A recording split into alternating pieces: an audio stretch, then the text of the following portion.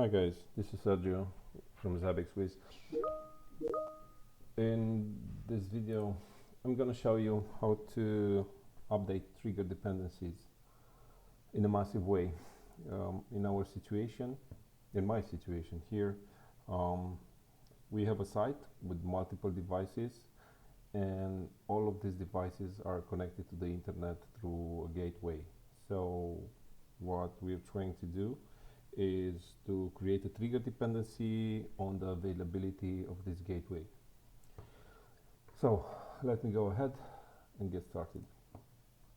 I have a new environment. I'll create now an empty sheet where I'm going to import from Zabbix.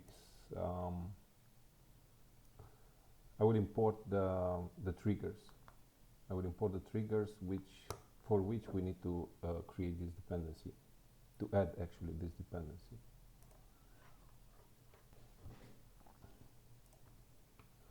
So what I want the triggers. I want to retrieve the triggers. What triggers? We're talking about the ICMP triggers. Well, at least this is our setup. So the ICMP status triggers for all the hosts in this site. Let me go into my Zabbix and check the name of the trigger. Okay, so the name of the trigger is this one. Okay, how to trigger get trigger object. I'm searching for the description, and also I need to select a certain group ID. Host, select host groups, group, return that belong to host or templates from the group template, from the host group.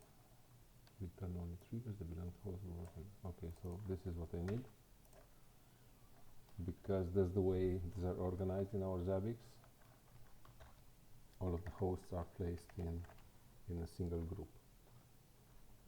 So one problem that we have in Zabbix 7.0 is that we cannot see in the interface, in the URL, the trigger ID. So in order to retrieve this trigger ID, I'm just going to run again an import, but this time I'm going to look for that specific trigger, for the name of that specific trigger which I want to add as dependency, and here it is. There is only one,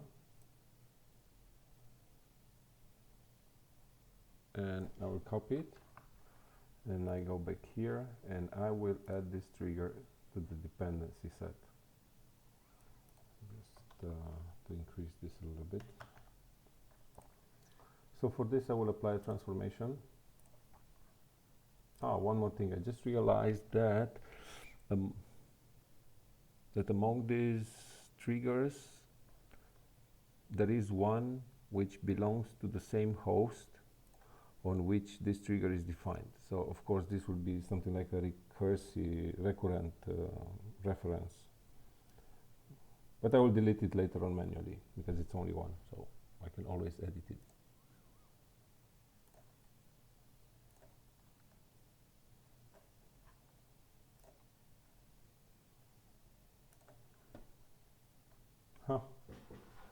Damn,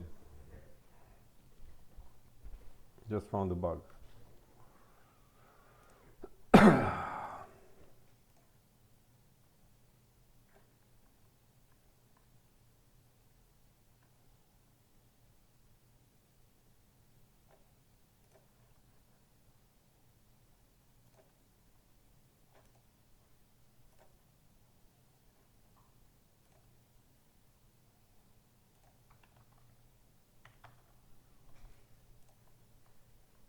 Okay, I will proceed now to create the new dependency set. I'll put it in a new column and I will use the transformations. This is the expression, the JavaScript expression which I'm going to use to obtain the new dependency set. So what I'm doing, I'm transforming first column 1 I'm creating an object out of it because this one is actually a string. Needs to be converted first to be parsed. This is a JSON string, but needs to be parsed in order to get an object. And I will add to this array, I will add one more, trigger ID. Okay? And just click on the apply, and that's it. Now I have it. Let's expand this a little bit. Okay. Now the only thing left to be done is to apply the changes. So for this I'll go to Zabbix ops, push. We're gonna update the trigger. Let's do it. I will create the request. Trigger ID.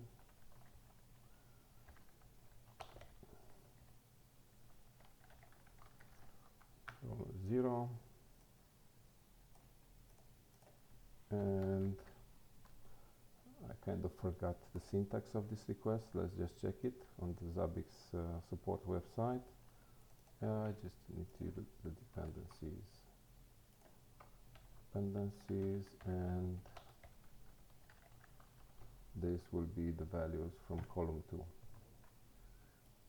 I can preview the message here, the request here, everything looks good. Now I will not select all from the very beginning. Usually I'm trying to be careful as much as possible, and I will just push it I will just update the first row. Execute, confirm, and everything looks good because I see it has now a blue background, which means the result was positive. Okay, so I verified the trigger was successfully updated. Now I can say that I'm safe to update everything. So that's it.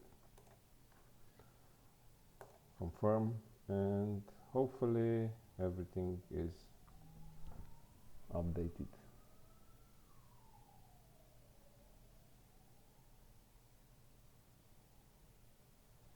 Now you notice here now it's a little bit stalling.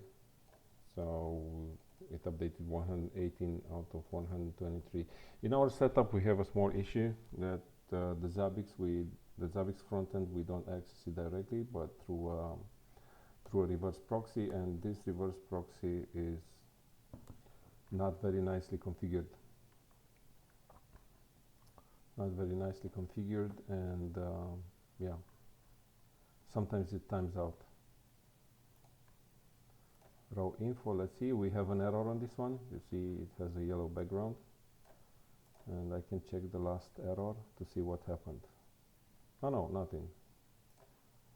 Why it's yellow then? Oh, right, because it was selected. That's what I see. All the triggers have been successfully updated. So thank you very much. Let me know if you have other use cases that you would like me to explore and show you how you can make your life easier with ZbxWizz.